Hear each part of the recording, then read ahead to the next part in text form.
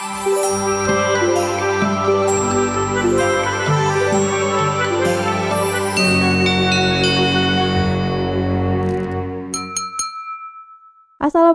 warahmatullahi wabarakatuh.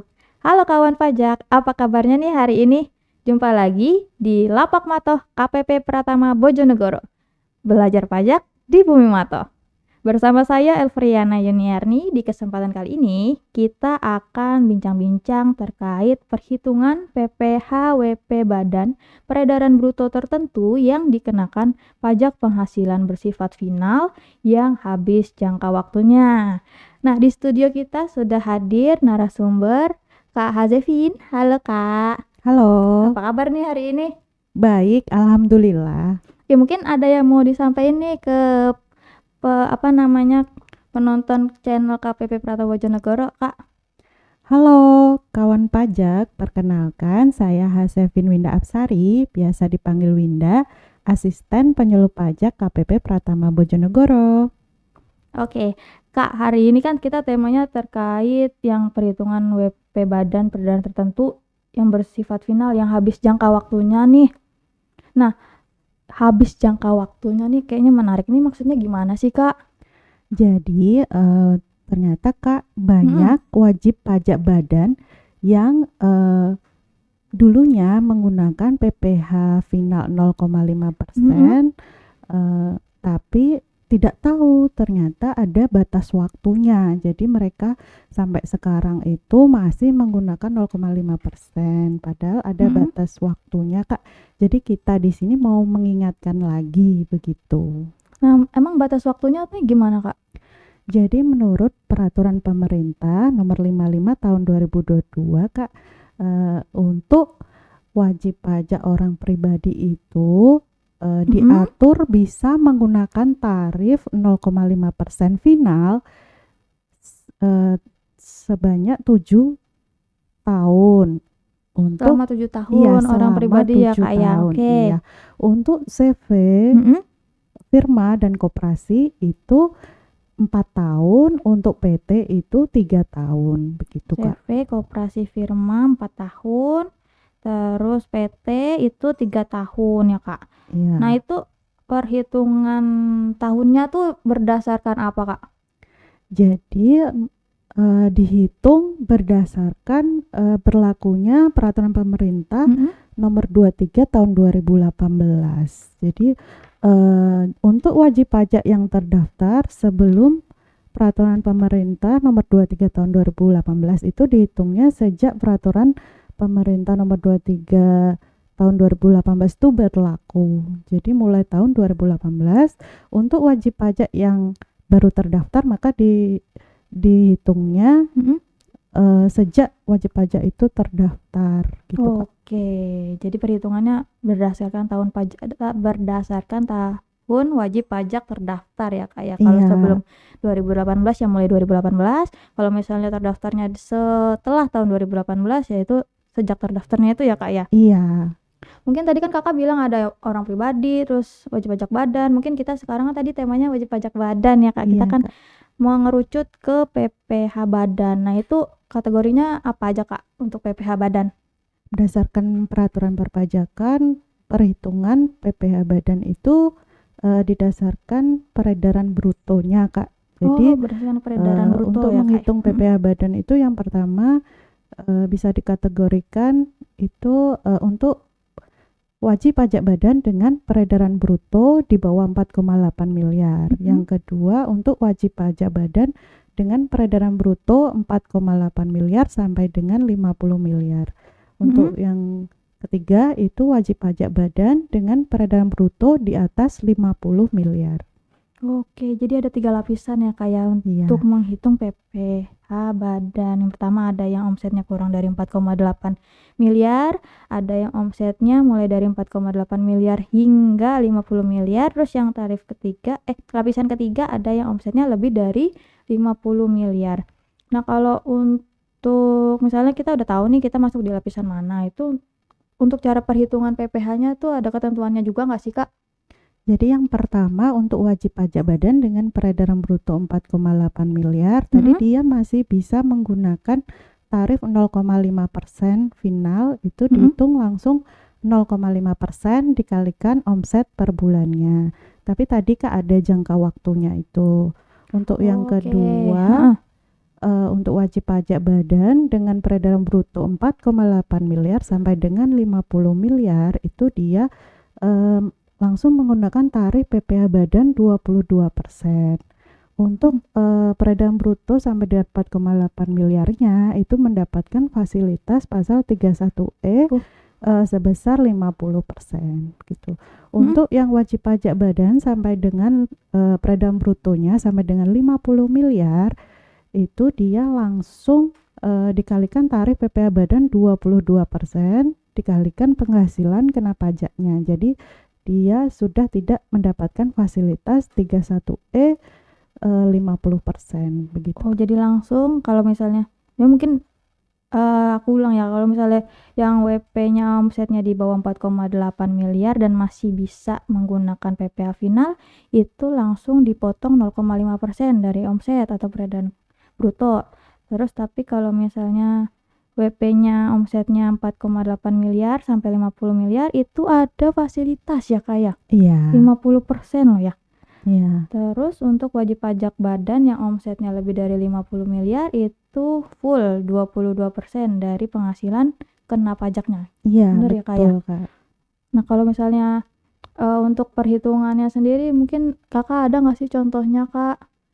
Gimana Contohnya sih? yang untuk wajib pajak badan dengan peredaran bruto di bawah 4,8 miliar. Misalnya omset per bulannya nih dia misalnya 20 juta langsung aja Kak dikalikan dengan tarifnya 0,5% begitu. Untuk yang wajib pajak badan dengan peredaran bruto 4,8 miliar sampai dengan 50 miliar itu misalnya contoh pertama itu dia misal ada PTX ya. Ada PTX PTX nih. dia terdaftarnya tahun 2018. Berarti Terdaftar kan tahun 2018. iya 2018, 19, 20. PT ya kayak 3 tahun tadi ya kayak. Iya, berarti terakhir itu 2020, di tahun 2021 dia sudah harus menggunakan tarif PPh badan 22%. Misalnya PTX ini peredaran brutonya 4,5 miliar. PTX ini omsetnya misalnya 4,5 miliar ya Kak. Oke. Untuk penghasilan kena pajaknya misalnya dia itu 500 juta ya Kak ya di tahun 2021. Jadi langsung karena masih di bawah 4,8 miliar dia mendapatkan fasilitas pasal 31E 50%, jadi 50% dikalikan 22%, 50% dikalikan penghasilan kena pajaknya 500 juta begitu Kak. Tadi omsetnya 4,5 M masih di bawah 4,8 terus punya penghasilan kena pajaknya 500 juta.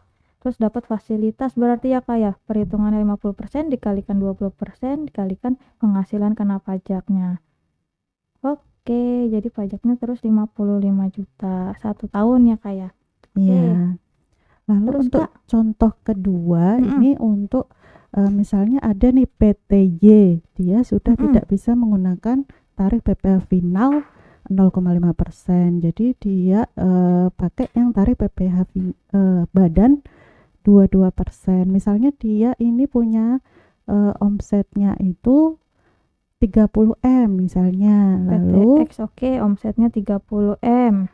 Lalu untuk penghasilan kena pajaknya itu 3 M misalnya, 3 miliar. Penghasilan kena pajaknya 3 M, oke. Jadi kita hitung dulu untuk peredaran bruto 4,8 miliarnya yang mendapatkan fasilitas. Berapa penghasilan kena pajaknya itu dari 3 miliar tadi dibagi dengan 30 miliar dikalikan 4,8 miliar. Dikalikan 4,8 M. Ya, jadi dia nanti ketemu berapa itu nanti yang mendapatkan fasilitas 50% gitu Kak. Fasilitas 50%. Lalu untuk sisanya itu tidak mendapatkan fasilitas begitu. Nanti tinggal di total gitu Kak. Jadi kalau yang di omsetnya 4,8 sampai 50 miliarnya ada 2 tahap perhitungan ya Kak ya. Jadi yang pertama ngitung yang dia mendapatkan fasilitas,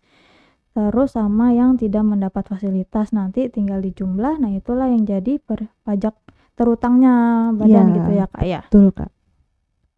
Oke, terus yang berarti kita masuk ke lapisan yang ketiga nih Kak, yang omsetnya mungkin sudah mencapai atau melebihi 50 miliar.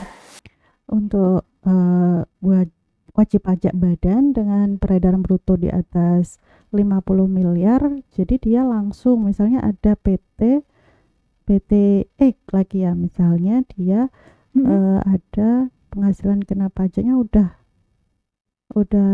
untuk peredaran brutonya omsetnya Kak. sudah 60 miliar Oke. misalnya. Jadi Mm-mm. untuk penghasilan kena pajaknya misalnya 1 miliar gitu. Mm-mm. Jadi langsung aja dikalikan 22% gitu. Oke, jadi nggak ada pengurangan fasilitas lagi ya Kak untuk Iya. omset yang di atas 50 miliar. Nah, terus untuk peralihannya sendiri nih Kak, misalnya wajib pajak badan sebelumnya pakai PPh final, terus sudah habis masa untuk menggunakan PPh finalnya, terus dia mau balik lagi ke PPh badan, itu gimana Kak untuk bayar pajaknya? Jadi wajib pajak badan itu membayarnya dengan angsuran Kak. Jadi ada PPh pasal 25 badan, itu dia adalah angsuran yang dibayarkan bulanan Oke, dalam bulanan tahun ya, Kak. berjalan ya. Jadi mungkin kayak ganti kode gitu mungkin Kak? Iya, jadi untuk Biasa pakai membayarnya itu dihitung dulu dari pajak terutang di tahun lalu dibagi 12 Iya, dibagi gitu. 12. Nah, itu Nanti ketemu berapa di setornya sebenarnya sama Kak seperti PPh final sebelumnya, hanya saja untuk iya, betul. untuk kodenya itu berbeda. Jadi untuk PPh final kan menggunakan kode 41128420. Ya, Kalau betul, Kak. untuk cicilan angsuran yang PPh pasal 25 badan itu menggunakan 41126100, atau untuk tahunannya 41126200 begitu. Tapi kalau misalnya untuk angsuran bulanannya mah lebih pakai 100 kali ya Kak? Iya, menggunakan 100. Nah, kalau untuk batas pembayarannya apakah ada ketentuannya sendiri Kak untuk PPh badan ini? Masih sama seperti PPh final. Oke, masih sama ya Kak batas ya. waktunya tanggal 15 bulan berikutnya begitu Kak. Oke, jadi batas pembayarannya sama, hanya kita beda cara perhitungan sama beda kode jenis setorannya juga ya Kak ya. Iya. Jadi awalnya kalau pakai final 41128420, terus kalau sudah beralih ke PPh 25 badan jadi pakai yang 41126, kodenya 100. Iya, Betul ya Kak ya? 100. Nah, terus Kak, mungkin dalam lapangan kan mungkin nggak semua kawan pajak nih ngeh atau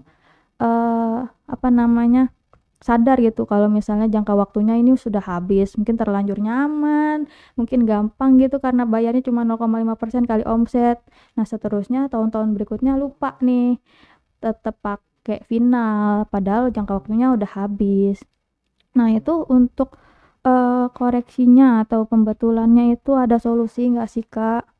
Jadi jika wajib pajak sudah terlanjur membayar itu di kami ada prosesnya, itu pemindah bukuan namanya. Wajib pajak bisa mengajukan pemindah bukuan Kak. Mengajukan Gitu. pemindah bukuan. Iya. Itu nanti prosesnya gimana Kak? Jadi pemindah bukuan itu yang pertama yang perlu disiapkan ada formulirnya, lalu sama SSP-nya atau bukti bayarnya. Sama bukti bayar. Ya, nanti bisa disampaikan langsung permohonannya ke kantor pelayanan pajak, atau juga bisa melalui pos, atau yang terbaru sekarang bisa melalui IPBK di DJP online-nya. Wow, lebih gampang ya Kak kalau ada online ya Kak. Iya. Kalau misalnya belum punya Kak, mungkin kawan pajak masih jauh, mungkin masih manual bayarnya, atau misalnya belum pernah pakai DJP online, terus untuk akses ke DJP online-nya gimana Kak? Untuk akses DJP online-nya itu dia yang pertama harus punya e-fin ya Kak ya. Kalau badan e-fin-nya syaratnya apa Kak? Jadi untuk badan itu ada KTP, NPWP direktur, lalu Hmm, KTP, NPWP badan dan hmm. akta yang perlu disiapkan gitu Kak. Akta akta pendirian Akta atau akta pendirian penubuhan? ya, iya. Oke, jadi tapi kalau badan harus di KPP terdaftar ya, Kak? Iya, harus di KPP terdaftar. Oke, oke, oke. Jadi secara kesimpulan tadi begitu ya kawan pajak ya, diingat-ingat lagi kawan pajak terutama yang badan itu terdaftarnya tahun berapa. Tadi kan ketentuannya untuk orang apa untuk badannya CV, komanditer, koperasi itu kan bisa pakai final tuh cuma 4 tahun sejak terdaftar atau sejak 2018. Terus kalau yang PT itu hanya 3 tahun sejak terdaftar atau yang sejak 2018 itu. Nah, nanti kalau misalnya di cross check lagi kalau misalnya memang ternyata kelewat masih tetap pakai final, kawan pajak bisa ngajuin pemindah bukuan biar administrasi perpajakannya sesuai dengan ketentuan. Gitu ya Kak Winda ya? Iya, betul Kak. Oke, mungkin ada lagi yang mau ditambahin Mbak Winda? Kita kayaknya udah masuk ke penghujung nih. Kita tadi udah bahas terkait perubahannya, ketentuannya, cara hitungnya, tarif-tarifnya, gitu kan ya Kak? Iya. Udah sih gitu aja Kak. Mungkin Oke, dari Kak heeh. Vivi ada lagi yang mau Oke mungkin, ditanyakan? apa ya Kak? Tapi tetap masih masih itu kan ya, batas pelaporan nih masih April ya kan untuk Masih badan ya, iya, Kak, ya? 31, Oke, 30 30 April. April. Iya. Suka kebalik sama apa, Orang orang pribadi pribadi, tanggal iya. 31 Maret. Oke, kawan pajak, mungkin kita sudah sampai di sini. Untuk kawan pajak yang masih mau apa namanya, tanya-tanya terkait perubahan tarif PPh badan, yaitu kita, eee, punya sosial media, punya WhatsApp yang bisa kawan pajak hubungin nih. Kalau sosial media ada Twitter, Instagram, Facebook, nanti ketik aja pajak Bojonegoro. Oke, terus kalau misalnya ada kritik saran nanti kawan-kawan pajak boleh komen di kolom komentar. Oke, jangan sungkan kalau misalnya ada topik yang mau dibahas atau ada yang mau didiskusikan itu ya Mbak Winda ya. Jadi nanti Iya Kak. kita bisa arahin buat dibikin podcast selanjutnya. Oke deh, semoga mungkin kita sampai di penghujung acara. Semoga jadi manfaat buat kita semua dan kawan pajak. Kurang lebihnya kami berdua mohon maaf. Kami undur diri. Assalamualaikum warahmatullahi wabarakatuh.